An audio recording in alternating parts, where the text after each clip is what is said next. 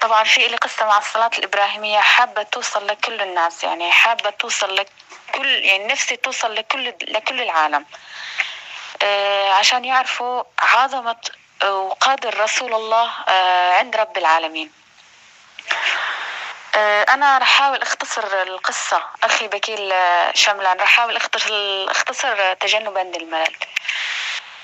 يشهد الله قبل ما أحكي ولا أي حرف، يشهد الله علي إني مسؤولة عن كل كلمة وكل حرف رح يطلع مني، أنا مسؤولة عنه في قبري وفي يوم المحشر. والله الذي لا إله إلا هو، مثل ما رح أحكي لكم حرفيا، وممكن يكون في تفاصيل أكتر، بس أنا قلت لكم تجنبا للملل، لأن يعني الصلاة الإبراهيمية شفت منها العجائب. أنا فعلا مرعبة مرعبة في استجابة الدعاء، والله أقوى من السحر والله. باختصار أنا كنت عايشة في دولة أوروبية، طبعا انتوا عارفين الغربة، وتزوجت. تم نصيبي هذا الكلام تقريبا كان قبل يعني 5 سنين. طبعا ما عندي أحد من عائلتي، لأن عايشين هم في الدولة العربية بتاعتنا يعني. أنا لحالي في الغربة مع زوجي فقط، ما عندي غير زوجي بعد الله كان إلي سند في الدولة هذه. بتحريض من أهله، باختصار طبعا بتحريض من أهله خاصة أمه، ما بدها يعني، كانت يعني صار في الموضوع ظلم يعني لي. ضلت تحرض فيه عشان ينفصل عني. طبعا صار اللي براسها، وشاء رب العالمين يصير اللي براسها.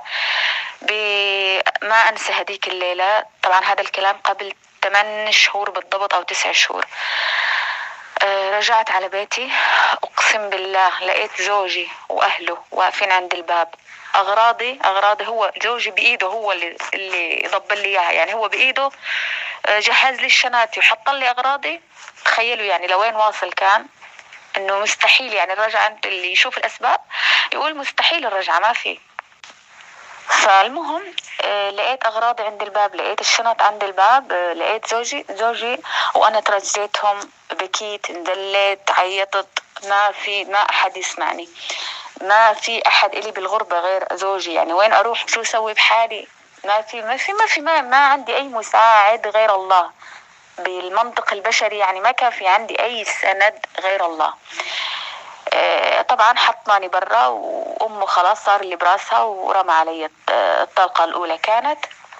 ويومها بالحرف الواحد قال لي لو تبكي لو تصرخي لو شو ما تسوي، الرجعة مستحيلة، انسيها يعني، خلاص خلي روحي شوفي حياتك، لو تنزل السماء على الأرض، حكاليها بالحرف الواحد، ما راح ترجع، انسي هذا الموضوع، خلاص الموضوع تسكر. وحتى يومها راح أرسل رسالة لأبي عشان يثبت لي إنه ما عاد في رجعة. والله حكى مع أبي وقال له بنتك خلاص أنا تركتها، شوف لها حل. وسبحان الله بهديك الأيام لا أنا كنت قادرة أني أرجع على بلدي العربية بقوانين الدول، عشان قوانين الدول كانت مانعة رجعتي، وأهلي ممنوع يجوا على هاي الدولة الأوروبية. شوفوا يعني الحد اللي كنت واصلت له من البلاء. وبقيت بمعنى الكلمة لحالي، ما عرفت، رحت أمشي بالشوارع، والله أمشي بالشوارع بس أبكي، ما أعرف طلع، بس طلع للسماء أقول يا رب، ما شايف أنت عارف إني مظلومة، وشايف ما لي حدا غيرك. المهم بديت أنا لحالي مجبورة، كنت لازم أشتغل بس بالغربة لوحدي، وأشتغل وأحاول زي ما يقولوا مرق يومي. اشترعنا، طلعوني من بيتي بأغراضي، وكان ظلم يومها إلي. المهم سبحان الله بهداك اليوم أنا كنت بعيدة عن الله. أنا بدي أحكي شوية تفاصيل مشان يعرفوا الناس كمان. حسيت إنه هذا بلاء من رب العالمين، مشان أول شغلة إني أرجع لرب العالمين، أول شغلة بهالضعف اللي أنا فيه، لأني كنت حاسة بضعف قوي. حسيت إنه فعلا مالي غير الله.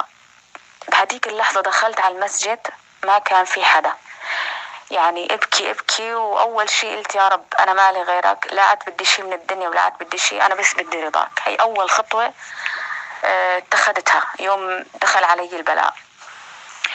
قلت يا رب توبة نصوح، اعلنت توبة نصوحة لله عز وجل. يعني وحطيت هدف براسي، قلت ما عاد بدي غير رضاك يا رب، لانه اذا انت رضيت علي رح ترضيني. بديت طبعا بديت أسوي يعني رب العالمين شو بيعطيني، بديت أتقرب لرب العالمين بدون دخول بالتفاصيل يعني، بس إنه كنت حاول أسوي أي شيء رب العالمين يحبه. بهاي الفترة كنت أدخل على اليوتيوب يعني مثلا شوف شو الشغلات اللي رب العالمين بيحبها بديننا وأسويها يعني. كان يطلع عندي كتير أذكار، مثلا دعوة ذنون، التسبيح، الاستغفار، كلهم ما تركت شيء، والله والله والله بهي تقريبا 7 شهور ما تركت دعاء أو ذكر يخطر على بالكم إلا وسويته. برمضان حتى يوم عرفة، عند الإفطار، أيام التشريق، يعني أنا بس كنت أقعد هيك بس استنى أوقات الاستجابة وعشان أروح وأسوي وأدعي فيها إنه زوجي يرجع لي وأرجع لبيتي. بس للأمانة أنا كل شيء سبحان الله كنت أسويه، كل شيء يخطر على بالكم. وكان يمر علي أحيانا باليوتيوب الصلاة الإبراهيمية وهيك، بس ما كنت أعطيها أهمية، والله ما كنت أعطيها أهمية أبدا. وكنت أقول شو علاقة الصلاة على الرسول بالدعاء، ما كنت عارف يعني، ما كنت سبحان الله ما كان رب العالمين لسه ما ألهمني. فخلال 7 شهور ما كنت أشوف نتيجة، وكانت الأمور تمشي عكسية للأمانة يعني. طبعا الإنسان ما طبعا حرام الواحد يقول إنه ما في فائدة من الذكر أو ما في فائدة، لا طبعا أكيد نحن كل ذكر بنذكر في رب العالمين راح يجي عليه مقابله، حتى لو ما شفنا نتيجة بالدنيا بس أكيد في ثواب بالآخرة، أكيد انكتب بصحيفتنا. هاي الفائدة أخذناها الأخروية، هاي ضمان. بس أنا قصدي من الجانب الدنيوي أو من استجابة دعائي ما كنت أشوف ولا أثر. حتى كانت الأمور تجري معي عكس يعني، دايما أسمع أخبار عكس. لدرجة مرة أدعي يعني بعد رمضان يوم عرفة، أنا قلت خلص يعني لازم يكون الله استجاب دعائي. عرفت من مصدر إنه هو خطب، تخيلوا خطب ولبسوا الخواتم وقروا الفاتحة. فخلص أنا قلت يعني دايما تجي الأمور عكسية، عكس ما أتمنى، عكس ما أدعي. أنا أقول هذا اختبار من رب العالمين، راح ضل ثابتة. بس المهم يعني واحدة غيري منطقيا خلاص كانت يأست. أنا أدعي وأستغل أوقات الإجابة وأستغفر وما بعرف وأذكر، وكل دائما تجيني الأمور عكسية، وراح خطب وتزوج معناتها خلاص ما عاد في أمل. واحدة غيري خلاص راح تمل، راح توقف الدعاء، راح تقول خلاص ما في أمل للرجعة. كل الأسباب حوالي بتقول إنه ما عاد في رجعة، الاحتمالات صفر، الأسباب صفر، العودة مستحيلة، لأنه خلاص الرجال خطب وتزوج وقرأ الفاتحة. سبحان الله، قبل شهر تقريبا، شوفوا قبل شهر، لسه الموضوع عن هلا جديد، أنا بحاكيكم من بيتي هلا حاليا يعني راجع على بيتي جديد. قبل شهر فتحت اليوتيوب سبحان الله، أنا من زمان كنت متابعة للأخ بكيل بس رجعت لصفحته وصرت أتابع الفيديوهات من أول فيديو، وراسي تعبى يعني زي ما بيقولوا بالصلاة الإبراهيمية. كأنه رب العالمين ألهمني، إنه كأنه الله بيقول لي أنت سويتي كل شيء بس ما سويتي أهم شيء عندي. بعدين طبعا أنا دخلت وصرت فعلا يعني حديث أبي بن كعب تبع يكفى همك دخل براسي حتى منطقيا. سبحان الله، يعني الرسول لا ينطق عن الهوى. قلت يمكن رب العالمين إكراما للرسول ما رح وعد، هو وعد ولا يمكن رب العالمين يخلف بوعده. وعد إنه كل إنسان يترك الدعاء لنفسه وفقط يصلي على الرسول صلى الله عليه وسلم وبالصلاة الإبراهيمية، لأنها خرجت من فم الرسول، هاي الصيغة تحديدا هي خرجت من فمه. سبحان الله، رب العالمين ألهمني، صرت كل يوم يعني أنا أضبط المنبه تبع تليفوني قبل أذان الفجر بساعتين ما أسوي شيء، بس أقوم صلي ركعتين لله، وبعد التسليم ما أتحرك من على السجادة، حتى أحيانا أرفع إيدي يعني بصيغة كأني عم بدعي للرسول. عرفتوا؟ والله صرت حاكي رب العالمين، كنت أقول يا رب خلص أنا أصلا مليت من هاي الدنيا ومليت من هالحال، صار لي 8 شهور والأمور كل مالها تمشي بعكس، خلص أنا سلمت الموضوع لك. بس قلت يا رب أنت وعدت أنه اللي يترك الدعاء لنفسه ويصلي على نبيك ويدعي لنبيك، أنت وعدت أنك رح تكفيه همه، وأنت عارف شو همي يا رب، مو صعب عليك. أقسم بالله ورب شاهد على كلامي، يمكن ما أخذ هذا الكلام معي أسبوع، ما أخذ أسبوع.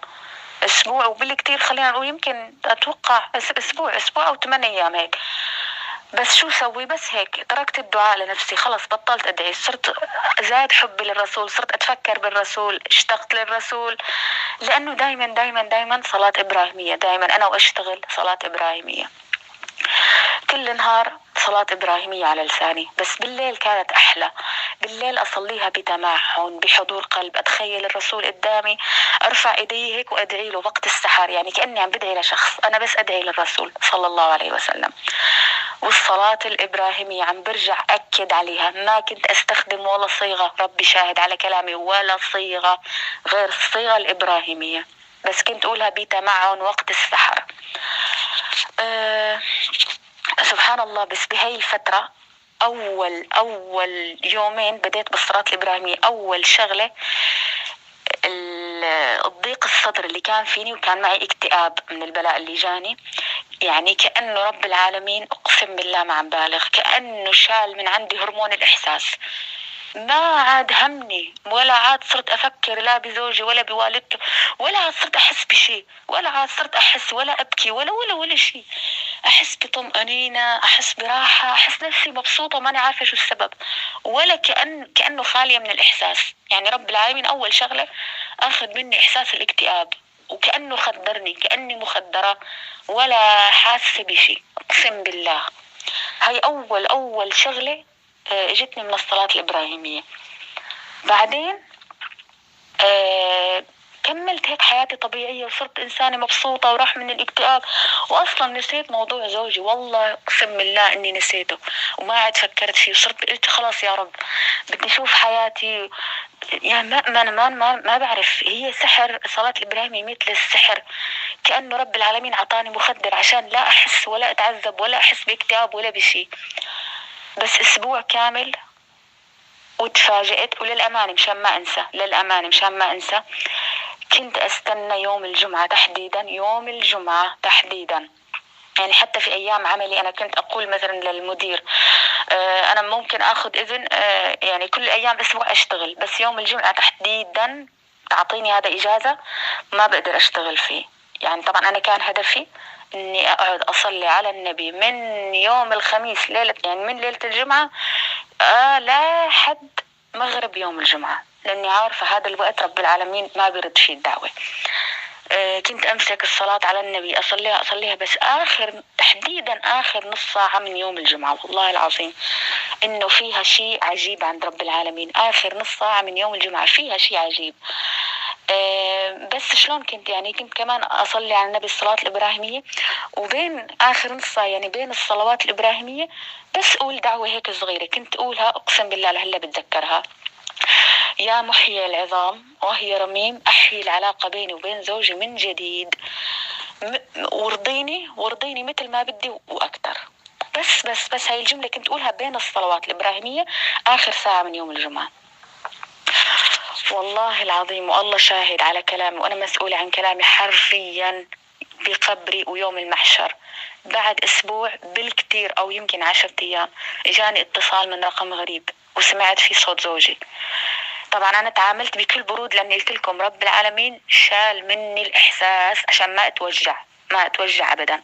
تعاملت معه بكل برود، ورجع لي واحد تاني يعتذر مني ويبكي على التليفون ويقول لي سامحيني وأنا ظلمتك وأنا بدي إياك ترجعي لبيتي، واللي بدك إياه أنا جاهز وأنا مستعد أتخلى حتى عن أهلي. تخيلوا لأيوة سبحان الله شلون رب العالمين قلبه بإيد مين؟ برب العالمين. كلنا بإيد مين؟ برب العالمين. ما في داعي لا تروحوا لا لعند اللي بيقولوا لكم جلب الحبيب والسحر وتفرقة، ما في داعي. الصلاة الإبراهيمية واليقين يقين بأنه الله قادر يستجيب دعائك أقوى من مليون سحر بالعالم، والله العظيم.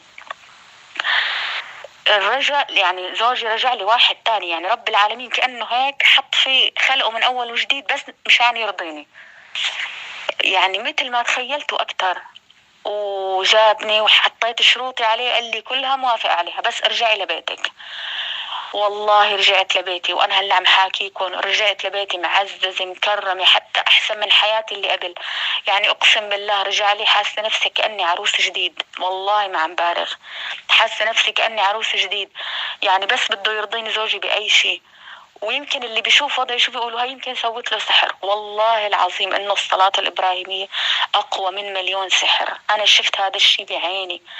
وللأمانة في إلي قصص كتير صارت معي قدام عيني بالصلاة الإبراهيمية غير هذا الدعاء اللي إنه أرجع لبيتي.